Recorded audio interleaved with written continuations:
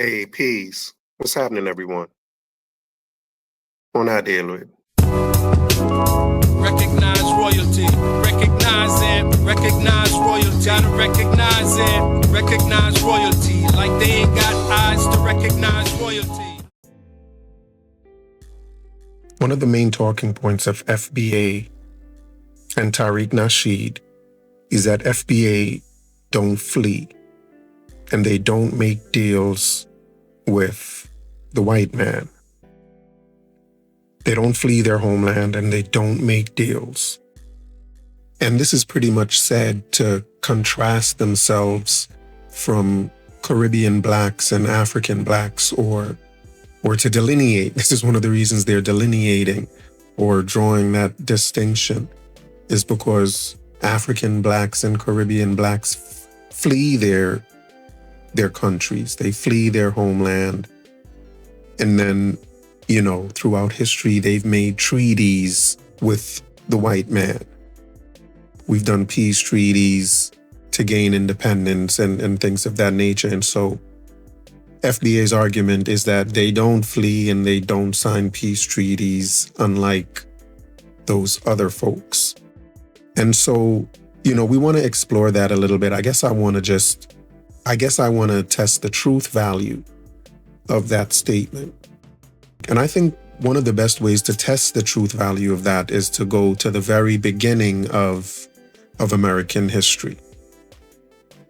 That'll kind of tell us whether or not FBA flee, whether they sign deals or make deals, and even whether or not they're foundational to America. So we're going to start with the Revolutionary War and the story of the Black Loyalists who fought on the side of the British in the Revolutionary War. So I asked ChatGPT, I said, did the American slaves that fought for the British make a deal with the British? And it says yes. Many enslaved people who joined the British entered into what was essentially a wartime bargain, though it did not function like a modern written contract. It was more of a policy-based deal. The core deal was freedom for service. The British Crown issued proclamations offering freedom to enslaved people owned by rebels or patriots if they escaped to British lines and assisted the British war effort. This began with Lord Dunmore's proclamation in 1775, issued by Lord Dunmore, Royal Governor of Virginia. He offered freedom to, quote, indentured servants, Negroes, or others able and willing to bear arms. This is important. It explicitly linked freedom to military support. Was it a literal contract? Usually no formal signed document, but it was still very real.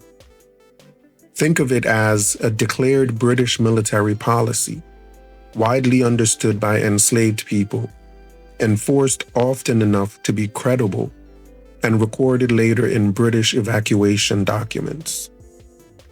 Many Black Loyalists were later listed in the Book of Negroes in 1783, which documented people granted freedom and evacuation. Freedom and evacuation. So they made a deal. And when it says evacuation, that means they fled. How enslaved people understood it. For enslaved people, this was a clearer offer than the Patriots gave, a direct path out of slavery, and a rational survival decision. They weren't debating imperial politics. They were choosing immediate potential freedom versus continued enslavement. But the deal had limits. This is where things get nuanced. Freedom generally applied only if your owner was a rebel or patriot, not if your owner was a loyalist. And loyalist means you're on the British side.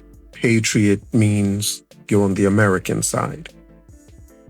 Freedom could be jeopardized if you were captured, British officers ignored policy, if you became sick or unable to work, or if local commanders overruled promises. Disease killed thousands before freedom could materialize. In practical terms, yes, there was absolutely a deal structure. The British needed labor, troops, disruption of patriot economy, and the enslaved people wanted freedom. The British needed intelligence and local knowledge. Enslaved people wanted protection. The British needed manpower, and enslaved people wanted legal emancipation. This was mutual wartime leverage, not charity. So the critical historical reality: the British weaponized slavery against the colonies. Enslaved people weaponized the war for freedom. Both sides were acting strategically. So there we have it. Did these enslaved blacks flee to the British lines? Yes, they fled to the British lines. And did they make a deal with the British? Yes, they made a deal with the British. So this is clearly an example of FBA fleeing. They fled America. And imagine, this is during a wartime. They fled the country they claimed to be foundational to. They are the ones that built the country according to them. But they fled to the British lines and fought against the very birth of the country. They were against the birth of the country, but they claimed they built the country. And that just does not flow logically. I then asked, did the black slaves in America that fought for the British in the Revolutionary War belong to a group in the British Army? And it says yes, enslaved black people who fought for the British during the American Revolutionary War were organized into specific units, though not all of them served the same way or under the same conditions. Here's the clean breakdown. The first formal black unit was the Ethiopian Regiment in 1775. Created by Lord Dunmore, the British governor of Virginia, recruited enslaved Africans who escaped Patriot slaveholders. Soldiers wore uniforms reportedly marked "Liberty to Slaves."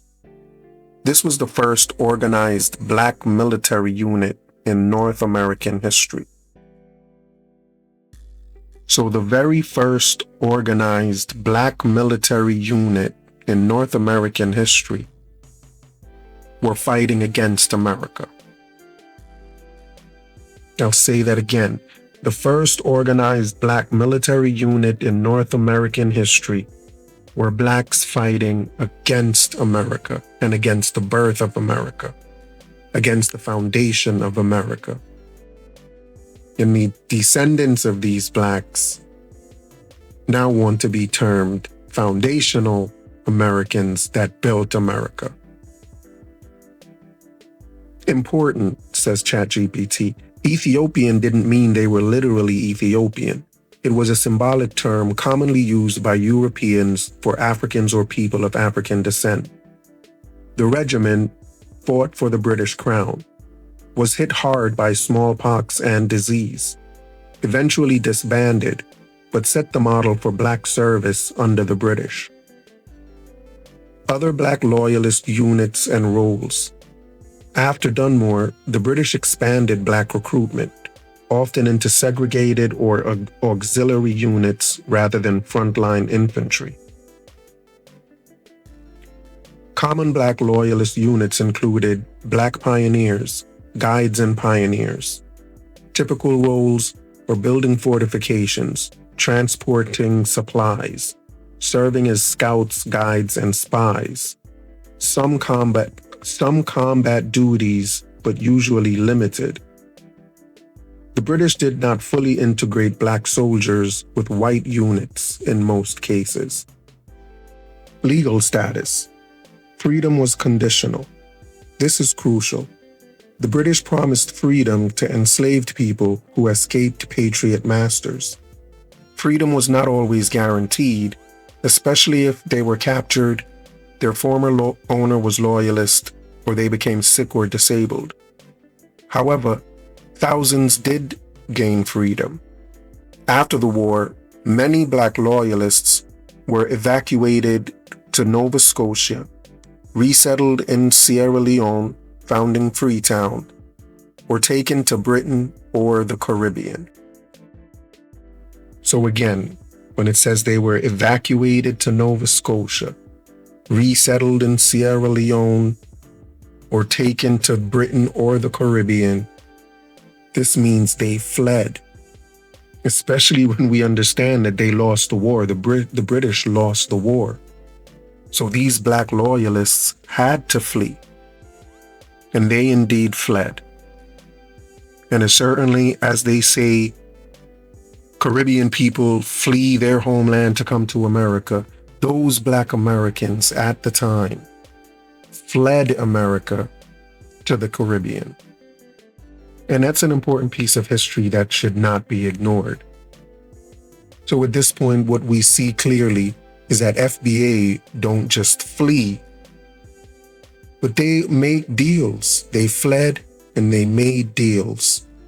But when you hear FBA talk about, oh, our people don't flee and we don't make deals with the enemy, that's nonsense. They fled their country to engage in war against their country. They fled their country and they made deals with the enemies of their country to fight against the very birth of their own country. And that's worse than they can accuse any Caribbean or Black immigrant of doing. Any type of fleeing that they accuse us of doing doesn't compare to that type of fleeing. Fleeing across enemy lines to wage war against the founding of your own homeland, and then to have the nerve to turn around and say you built that homeland is hypocrisy on the biggest stage and being disingenuous at the highest level. The bigger picture. It says more enslaved Black people fought for the British than for the Patriots. More of them fought for the British than for the Patriots. More of them fought against the birth of America, against the founding of America, than fought for it.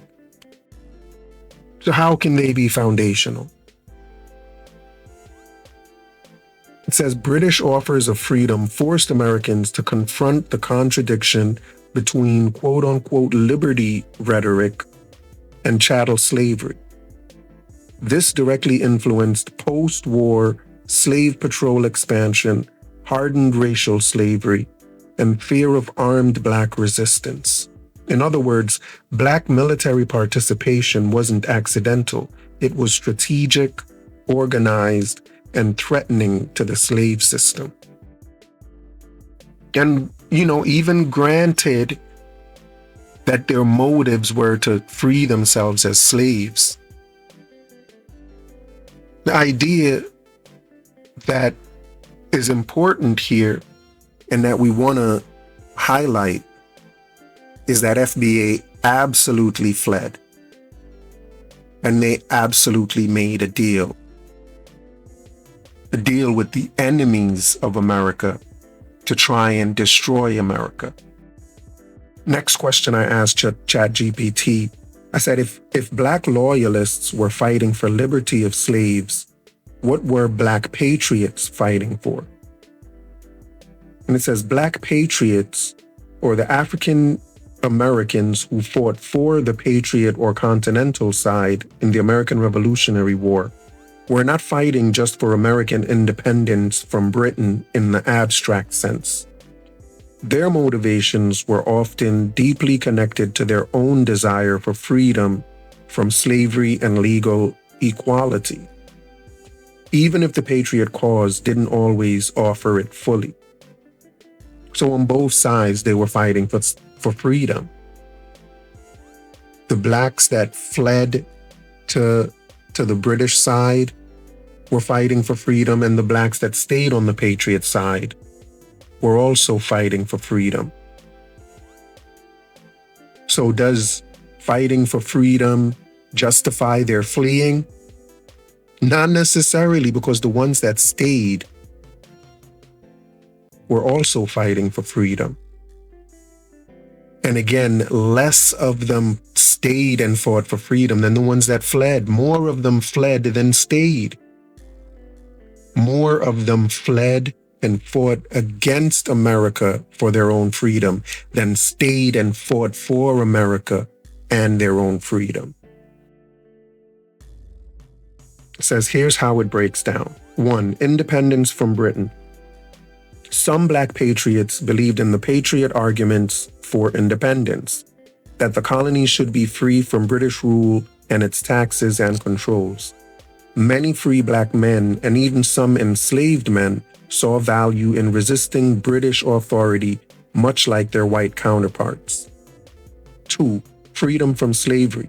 For both enslaved and free black people, a powerful motivation was the hope that fighting for the patriot cause might lead to their own personal freedom or better conditions. The rhetoric of liberty and natural rights was familiar to many black Americans, even though in practice racism and slavery were deeply entrenched. Historians note that freedom was a principal motivation for many African Americans on either side of the conflict, including those who joined the Continental Army.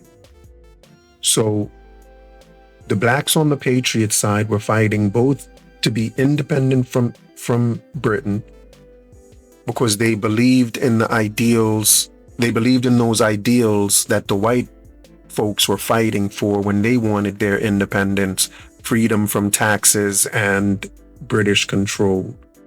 And they believed in those ideas as well. But they were also fighting for their own freedom. They believed that their freedom would eventually be gained. And so they were fighting for both of those causes. The third reason, it says some were promised freedom. In certain places and at certain times, patriot leaders did promise freedom in exchange for military service, especially in the northern states. For example, in the Rhode Island Regiment, enslaved men were allowed to enlist with the promise of emancipation. However, these promises were inconsistent across the colonies. In many southern colonies, white leaders were reluctant to arm black people for fear of insurrection, and so black patriots' freedom was often uncertain even after serving. But they were still making deals. They were still making deals for their freedom. The ones that fled made a deal for their freedom, and the ones that stayed were trying to make a deal for their freedom. They were both making deals. And the difference here is that most of them fled and made a deal rather than stayed and made a deal. Number 4, a mix of personal and political motives. For some, it was a combination. Fighting for a new society where freedom might one day be more universal, fighting for their own ticket out of bondage or for economic opportunity, fighting because they were already free and believed in an independent America. So in summary, while British offers promised immediate manumission to enslaved people who joined them, black patriots fought for American independence, but also because the promises or ideals of freedom and equality resonated with them, even if those promises were imperfect or not fully realized. But most of them did not fight for that. Most of them did not fight for American independence or because the promises and ideals of freedom and equality resonated with them. Most of them fought to remain under the British Crown, to get their individual freedoms, but to remain under the British Crown. They fled and fought against the founding of America, against American independence, and against the ideals of freedom and equality that America represented. Those qualities or those ideals that America is built on, they fought against those. Next question I asked was, how many free Black Americans are enslaved how many free Black Americans or enslaved Blacks fought on each side? It says, great question, and this is one of those areas where ranges matter more than single clean numbers, because records were inconsistent and often racistly incomplete. Here's the most historically defensible breakdown scholars agree on. Black Loyalists on the British side, the estimated total was 20 to 25,000 Black people. This includes enslaved people who escaped, free Blacks, and a small number of already free Black Loyalists.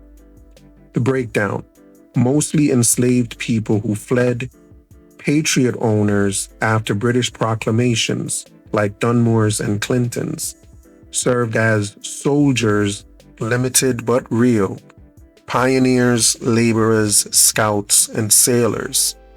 Many are recorded in the Book of Negroes. The key point: the British side attracted more enslaved Black people than the Patriot side, largely because they explicitly offered immediate freedom from rebel masters. Black Patriots, or the American side, the estimated total was 5,000 to 9,000 Black soldiers. These were both free and enslaved, with wide regional variation. The breakdown: free Black men, the majority early in the war, especially in New England. Enslaved men, allowed later, usually with conditions, often substituted for white owners. Freedom sometimes promised, but sometimes denied. Notable examples: the 1st Rhode Island Regiment, about 120 to 140 enslaved men, explicit emancipation promise. Massachusetts and Connecticut had integrated units and higher Black participation. So the key point is that the Patriot side was far more restrictive, especially in the South, because arming enslaved people terrified slaveholding elites.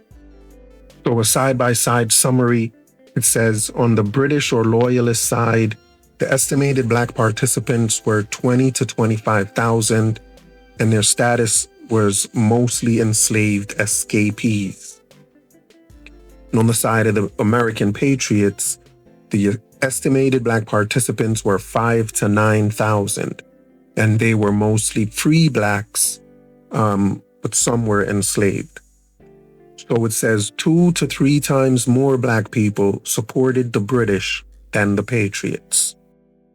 And, let's grant that the British gave a stronger promise or provided them with a better deal of freedom than the Patriots did.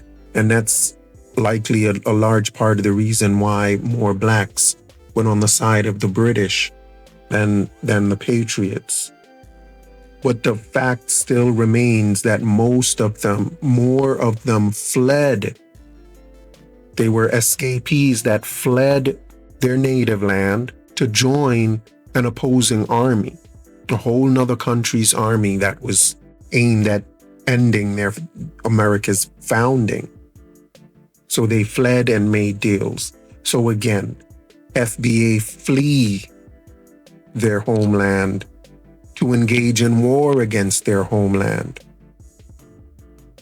And they made deals with enemies of their homeland in order to do that.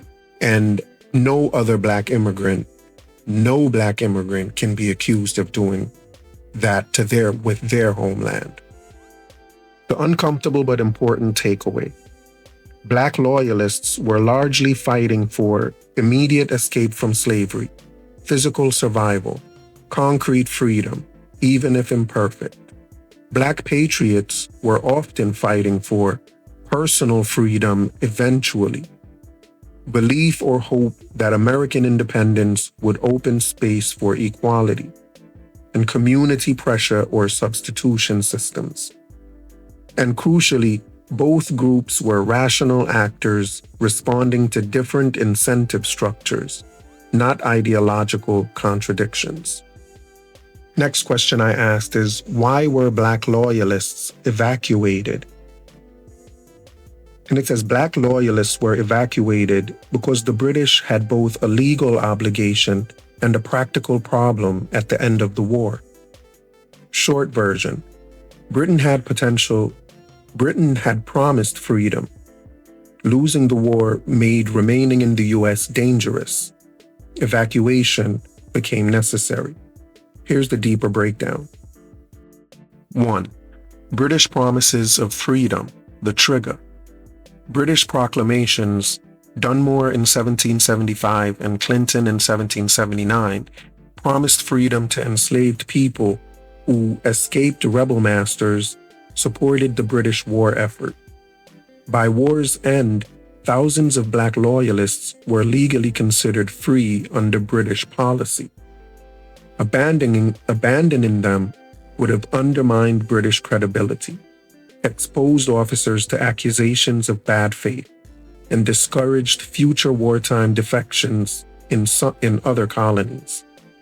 The Crown needed to honor its own policy. 2. Extreme danger if left behind, a massive factor.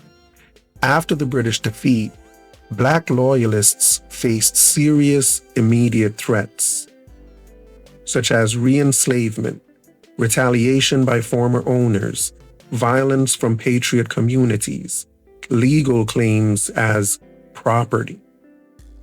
Slaveholders aggressively demanded return of escapees. For many, staying meant freedom revoked or physical danger. Evacuation was often survival, not reward. So they literally had to flee for their lives. Number 3, the Treaty of Paris complication, critical legal tension. The Treaty of Paris required Britain should not remove American quote-unquote property. Slaveholders argued enslaved people equals property, which must be returned.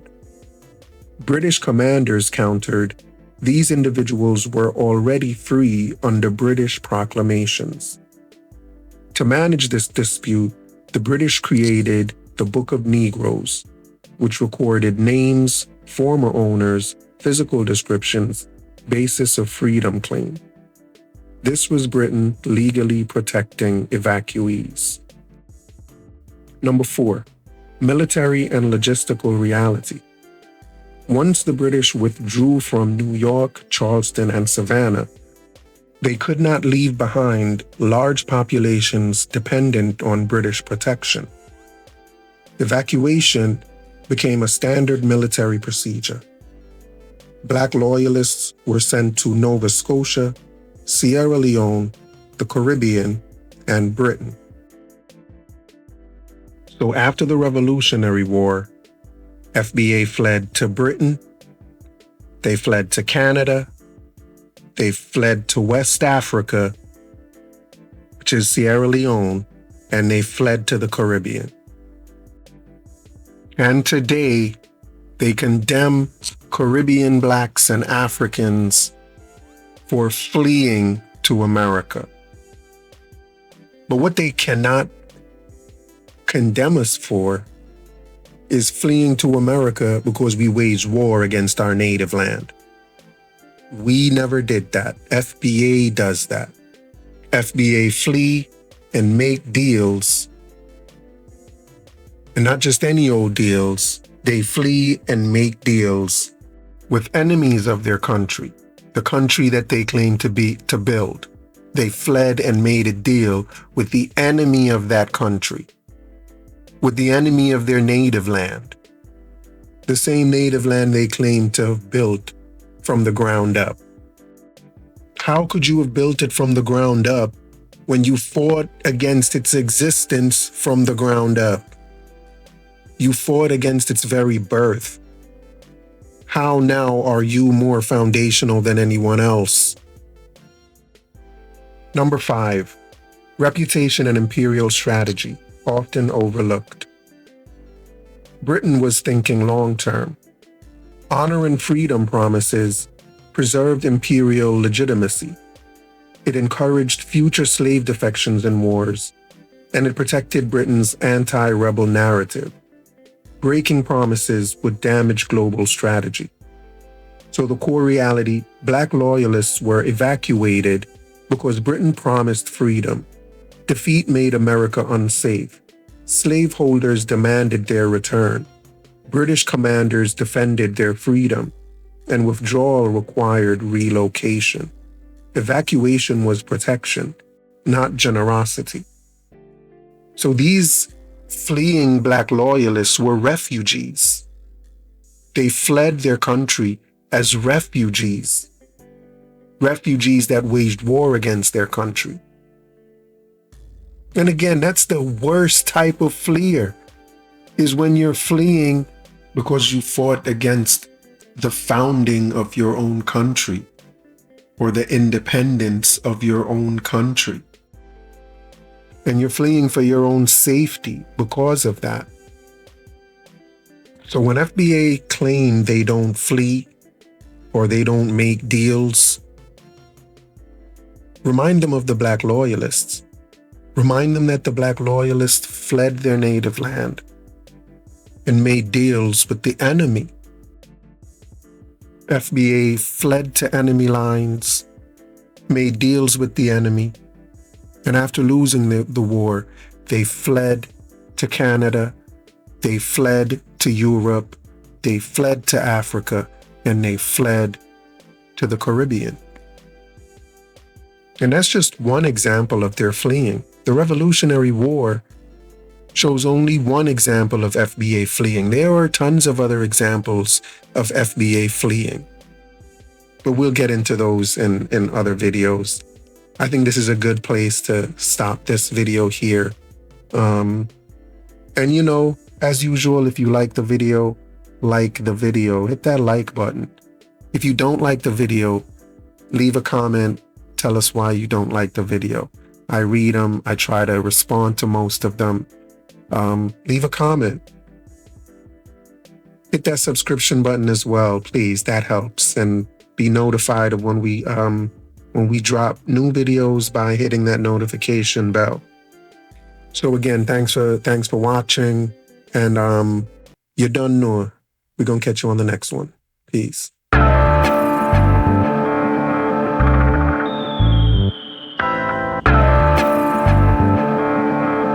Listen very, very carefully. Tell the youth them for be strong. You can't tell the youth them for preach wrongs. While you chat it on these lands, just remember every man is equal. Yeah, each one teach one. And our Father God, him are the only done. So make we ease and reason. Smoke trees, span the ends, all the deep meds. Take a look at life and don't close your eyes. Sometimes things happen and it's no surprise. And I just, so it go, so it go, so it go, so it go. It's a government, no have no heart, them no care about poor people. Yeah, bigger heads no love people again.